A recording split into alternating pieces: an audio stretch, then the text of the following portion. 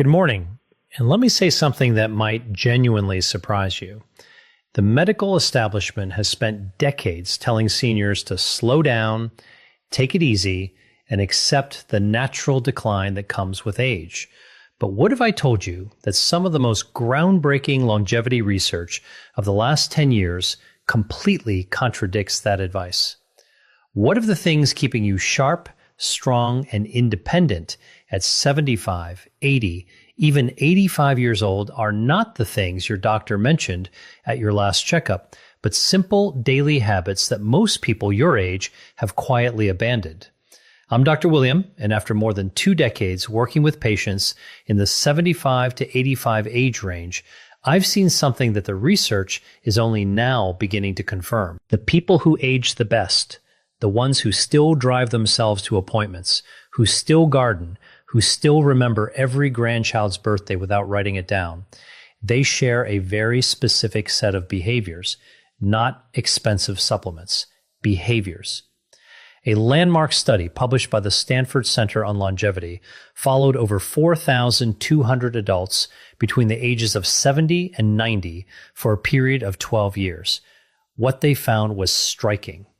Those who maintained just 4 or more of these specific daily habits were 61% less likely to experience what researchers call accelerated functional decline, meaning the rapid loss of independence that sends so many seniors into assisted living far earlier than necessary. 61%. That is not a small number. That is the difference between living your life on your own terms and living it on someone else's schedule. Now, I want to tease something before we go further because I know you might be tempted to skip ahead. The number one habit on this list, the most powerful of all 6, is something that almost no one talks about.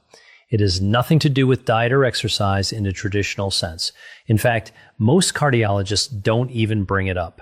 But the research coming out of institutions like Johns Hopkins and the University of Edinburgh suggests it may be the single greatest predictor of cognitive and physical independence after age 75. So please, stay with me until the end because that one could genuinely change how you approach the rest of your life. But before we dive into the list, I want to ask you something personally. Drop your age in the comments below, whether you're 68, 74, 81, or somewhere else entirely, and tell me, which of these habits do you think you already have? I read every single comment on this channel, everyone. This community means everything to me, and your story matters. So leave it down there, and let's have a real conversation. Now, let's count down from number 6 to number 1, starting with something that sounds almost too simple to be life-changing, but the science behind it is anything but simple. Number 6, drinking water strategically, not just casually. Here is what most people get wrong about hydration after 75. They think it works the same way it did at 45. It absolutely does not. After the age of 70, your kidneys lose approximately 40% of their filtering efficiency. Your body's thirst signals become significantly blunted, meaning you genuinely stop feeling thirsty even when you're severely dehydrated. And your blood's ability to carry oxygen and nutrients to your muscles and brain drops measurably with every percentage point of fluid you lose. Think of your bloodstream like a river delivery system. When that river runs low, the delivery trucks slow down, packages get lost, and the whole operation starts breaking down.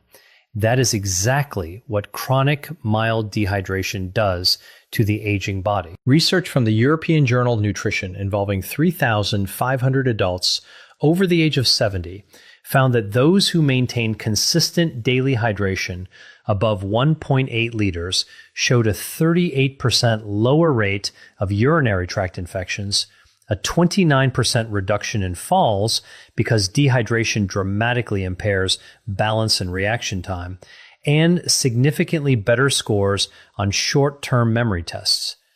The brain is approximately 75% water.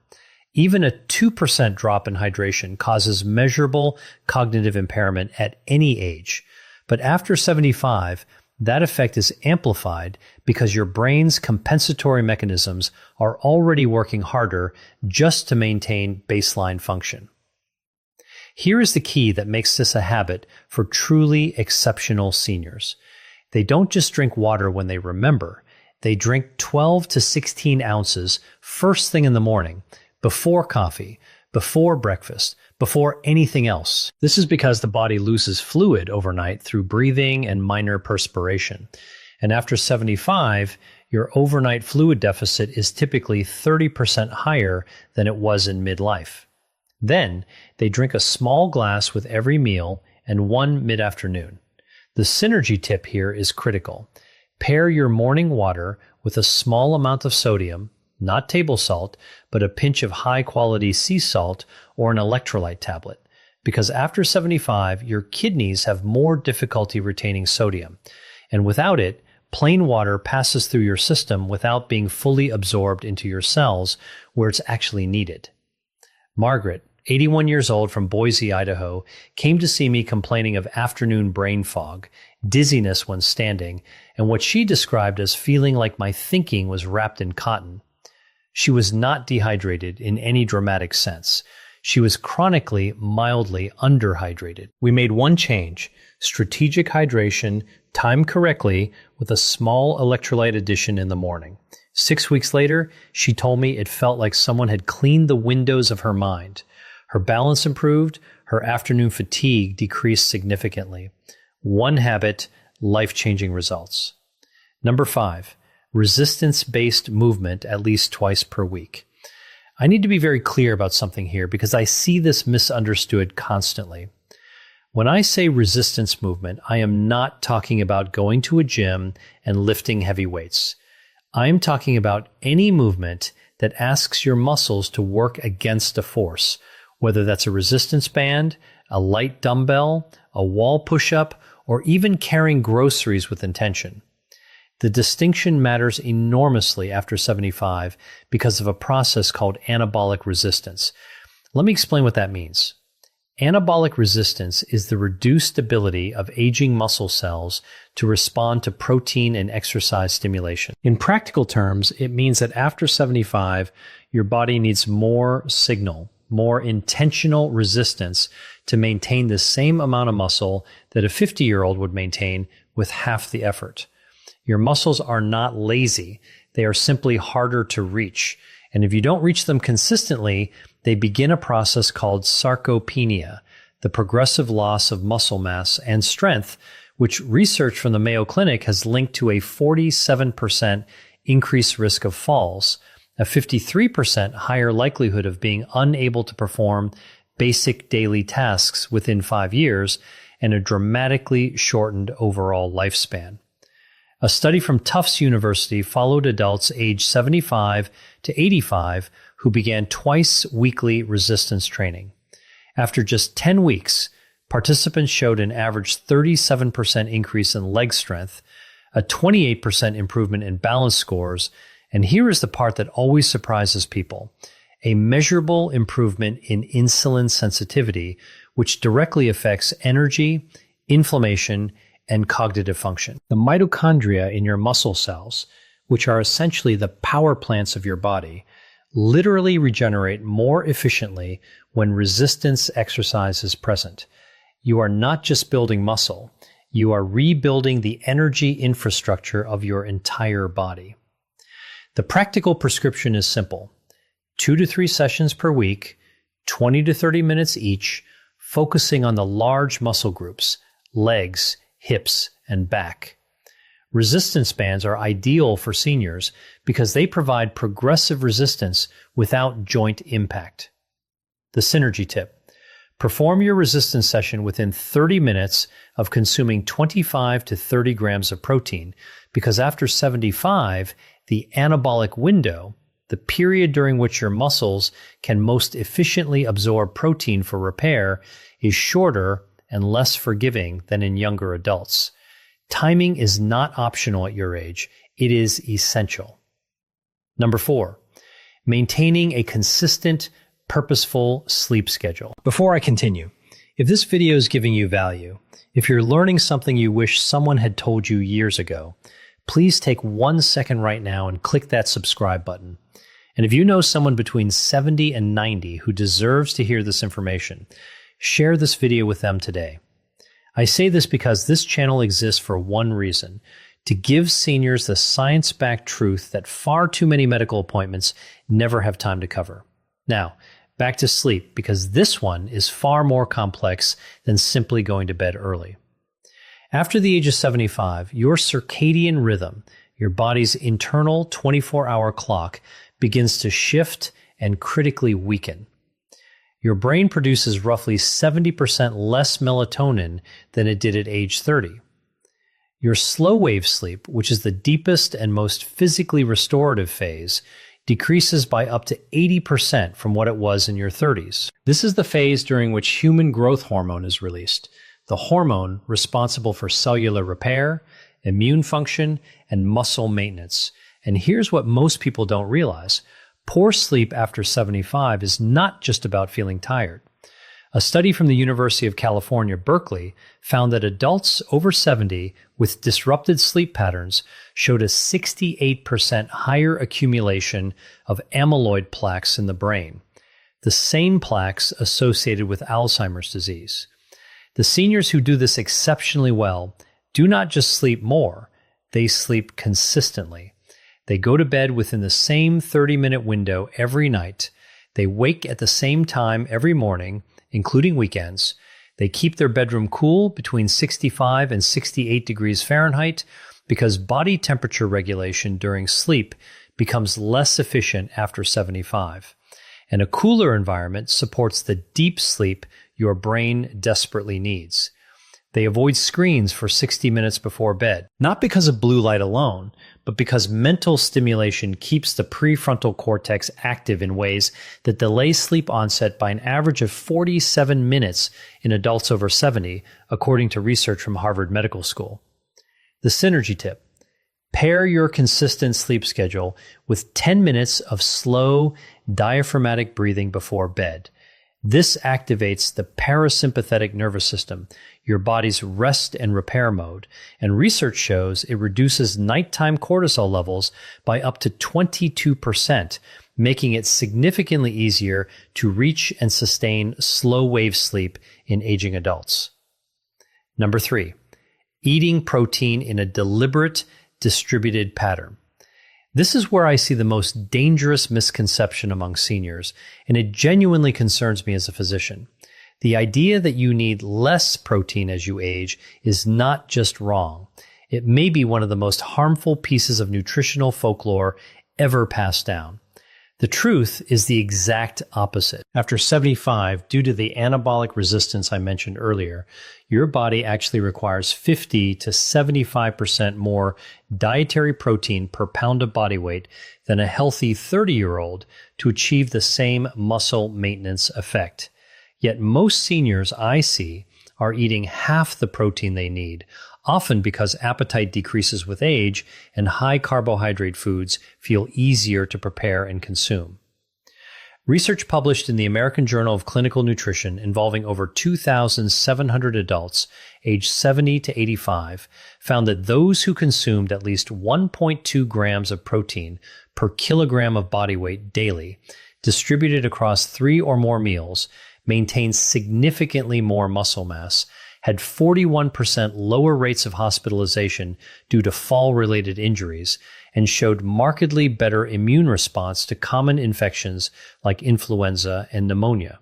Think of protein like the bricks your body uses to rebuild itself overnight. Every night, while you sleep, your body tears down old, damaged tissue and replaces it with new. Without enough bricks, without enough protein, the reconstruction is incomplete. Over months and years, the structural deficit becomes catastrophic. The practical approach is this: aim for 25 to 35 grams of protein at each of your 3 main meals. This is approximately 4 to 5 ounces of chicken, fish, eggs, Greek yogurt, or legumes per meal. The reason distribution matters so much after 75 is that aging muscles can only utilize approximately 35 to 40 grams of protein per sitting for synthesis. Beyond that, the excess is oxidized for energy rather than used for repair. Spreading it out makes every gram count. James, 78 years old from Scottsdale, Arizona, came to me after his daughter noticed he'd lost nearly 18 pounds of what his previous doctor had called normal age-related weight loss. It was not normal. He was losing muscle, not fat, and his grip strength, a powerful predictor of longevity in older adults, had dropped to the bottom 15th percentile for his age group. We restructured his meals around deliberate protein intake. 12 weeks later, he had regained 11 pounds of lean mass. His grip strength was back in the 60th percentile, and he told me with unmistakable pride that he had carried all of his own groceries from the car for the first time in 2 years. The synergy tip: pair your protein meals with a small amount of vitamin C, an orange, some bell pepper, a splash of lemon juice, because vitamin C is essential for collagen synthesis, which works in tandem with dietary protein to maintain not just muscle, but the connective tissue, joint cartilage, and skin integrity that collectively determine how well your body holds itself together after 75. Number 2, daily intentional social engagement. I told you earlier in this video that one of the top 2 items would surprise you. This is the one that surprises most people because it sounds too soft, too emotional to be a medical recommendation. But I want to be absolutely clear. The research on social engagement and longevity in adults over 75 is not soft. It is some of the hardest, most replicable science in modern gerontology. A study from Brigham Young University analyzing data from over 300,000 adults across multiple decades found that social isolation carried a mortality risk equivalent to smoking 15 cigarettes per day. Let me say that again. Being chronically socially isolated is as dangerous to your lifespan as smoking 15 cigarettes every single day. For adults over 75, the National Institute on Aging has found that loneliness accelerates cognitive decline by up to 64%, increases the risk of dementia by 41%, and dramatically elevates inflammatory markers in the blood, specifically interleukin-6 and C-reactive protein, that directly damage cardiovascular tissue, immune function, and neural connectivity. Here is the physiological reason this works at such a deep level. Meaningful social interaction, not passive screen time, not watching television in the same room as someone, but actual engaged human connection triggers the release of oxytocin, which suppresses cortisol, reduces inflammation, and activates the prefrontal cortex in ways that keep neural pathways dense and active. Think of your social brain like a muscle. The neurons that fire during genuine conversation, shared laughter, debate, and emotional connection are the same neurons that maintain your memory, your decision-making, and your sense of self. When those neurons go quiet for weeks at a time, they begin to prune. And after 75, neuroplasticity, your brain's ability to form new connections, has already decreased significantly, making unused pathways far harder to restore. The prescription here is not complicated, but it must be intentional. Aim for at least one meaningful in-person social interaction every single day. A phone call counts if it's genuinely engaged. A community group, a faith gathering, a walking partner, a regular lunch with a neighbor. What does not count in terms of the neurological benefit is passive social presence. You must be actively thinking, responding, laughing, disagreeing, sharing. That engagement is the stimulus that keeps your brain structurally intact. Dorothy, 83 years old, from Charleston, South Carolina, lost her husband of 54 years and withdrew almost completely from social life. Her daughter brought her to see me 8 months later. Cognitively, she had declined measurably on standard assessments in less than a year. We didn't change her medications. We built her a social schedule. a weekly book club, a daily 20-minute phone call with a rotating list of friends and family, and a twice-weekly volunteer shift at her local library. 8 months after that, her cognitive scores had returned to near baseline. Her inflammation markers had dropped. Her daughter told me she seemed like herself again. Social engagement is not a luxury at 75 and beyond. It is a biological necessity. The synergy tip. Pair your social engagement with physical movement whenever possible. A walk with a friend, a gentle exercise class with others, gardening with a neighbor. Research from the University of British Columbia shows that combining social interaction with even light physical activity produces a synergistic effect on BDNF, brain-derived neurotrophic factor, that is significantly greater than either behavior alone. BDNF is essentially fertilizer for your brain cells. You want as much of it as possible. And now, number 1, the habit that fewer than 12% of adults over 75 maintain consistently, and which Johns Hopkins researchers have called the most underutilized longevity intervention available to aging adults without a prescription. Number 1, daily purposeful cognitive challenge. Not crossword puzzles, not passive reading. Though both have value, I am talking about something more specific, more demanding, and more transformative. The daily practice of learning something genuinely new, a skill, a language, a musical instrument, a new form of creative expression that forces your brain into a state of productive discomfort. Here is why this is number 1. After the age of 75, your brain begins to preferentially rely on established neural pathways. It becomes extraordinarily efficient at doing familiar things and extraordinarily reluctant to build new ones. This is not a character flaw. It is a survival mechanism, an aging brain conserving metabolic energy by favoring the familiar. But here is the problem. This preference for the familiar is also the mechanism by which cognitive reserve is depleted. Cognitive reserve is the brain's resilience buffer, its ability to compensate for age-related structural changes and still function at a high level. Think of it like the RAM in a computer.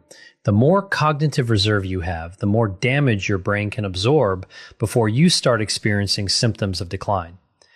Research from the University of Edinburgh's Lothian birth cohort study, following over 1,000 adults from their 70s into their late 80s, found that those who engaged in novel, challenging cognitive activities for at least 30 minutes per day showed a 47% slower rate of brain atrophy on MRI scans, maintained significantly better processing speed and episodic memory, and were 38% less likely to receive a dementia diagnosis over the following decade.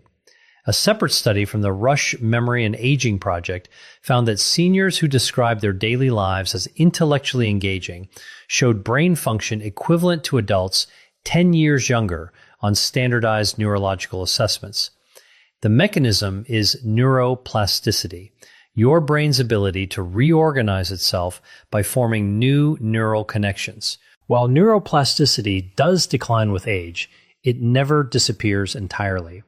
The brain retains the capacity for meaningful structural change well into the 80s, but only if it is given sufficient stimulus. Novel learning is that stimulus. Learning a new language activates 5 distinct regions of the brain simultaneously and has been shown in studies from the American Academy of Neurology to delay dementia onset by an average of 4.5 years. Learning a musical instrument engages fine motor control, auditory processing, memory, and emotional regulation in a coordinated way that no other activity replicates. Even learning to cook a new cuisine from scratch, because it requires reading, sequencing, sensory attention, and motor skill, provides meaningful cognitive challenge. The practical approach. Choose one genuinely new skill every 3 to 4 months and spend at least 20 to 30 minutes per day actively learning it. The key word is actively. Watching someone else play guitar on YouTube is not learning guitar. Sitting with an instrument in your hands and struggling through a chord progression is. The struggle, that productive discomfort, is where the neurological benefit lives. It is the cognitive equivalent of resistance training. The resistance is the point. Robert, 79 years old from Portland, Oregon, retired from a 40-year career as a civil engineer and, by his own description, spent the first 3 years of retirement doing very little that truly challenged his mind. He came to see me after noticing increasing difficulty recalling names and following complex conversations. His MRI showed age-appropriate changes, nothing alarming, but his cognitive reserve scores were lower than I would have liked. I gave him one prescription. Pick something he had always wanted to learn and do it every day. He chose oil painting, something he had never done in his life. He was terrible at first, and he will tell you that himself. 18 months later, he had completed 23 paintings, joined a local art group, which addressed habit number 2 simultaneously, and his follow-up cognitive assessments showed improvement in 3 of 5 measured domains. Improvement, not maintenance. Improvement at 79. The synergy tip. Pair your daily cognitive challenge with omega-3 fatty acid intake, specifically DHA, found in fatty fish like salmon, mackerel, and sardines, or in high-quality fish oil supplements. DHA is the primary structural fat of brain cell membranes, and research from the Framingham Heart Study shows that adults with higher DHA levels demonstrate significantly better neuroplasticity responses to cognitive training. In other words, DHA helps your brain absorb the benefit of what you're learning. It is the fertilizer beneath the seed. All scientific references for everything discussed in this video are available in the description below. I encourage you to read them, share them with your doctor, and have an informed conversation about what is right for your specific situation. Now, let me close with something I say from the heart. Because I have sat across from enough patients in the 75 to 85 age range to know that this period of life is too often treated as a countdown rather than a continuation. It is not. The research I have shared with you today points to something that medicine is only beginning to fully appreciate, that the body and mind at 75, at 80, at 85 retain a remarkable, stubborn capacity for resilience, not in spite of age, but in dialogue with it. The 6 habits we discussed today, strategic hydration, resistance movement, consistent sleep, deliberate protein intake, daily social connection, and purposeful cognitive challenge, are not about turning back the clock. They are about making the most extraordinary possible use of the time the clock still has. They are about carrying your own groceries, remembering your grandchildren's names, driving to your own appointments, laughing until your eyes water at dinner with someone who matters to you. That is what independence looks like. That is what quality of life means. And I promise you, I have seen it with my own eyes in patients who were told there was nothing left to optimize. It is never, ever too late to begin. If you're not subscribed to this channel yet, please do that right now. Every week, I bring you research-backed, senior-specific health information that I genuinely believe can add years of quality to your life. Click subscribe and make sure the notification bell is on so you never miss a video. And now I want to hear from you. Leave your age in the comments and tell me which of these 6 habits do you feel strongest in right now and which one do you want to build? I will be reading every response. This community is one of the most engaged and thoughtful I have ever been part of, and that is entirely because of you. I'll see you in the next one. Take good care of yourself because you are worth the effort.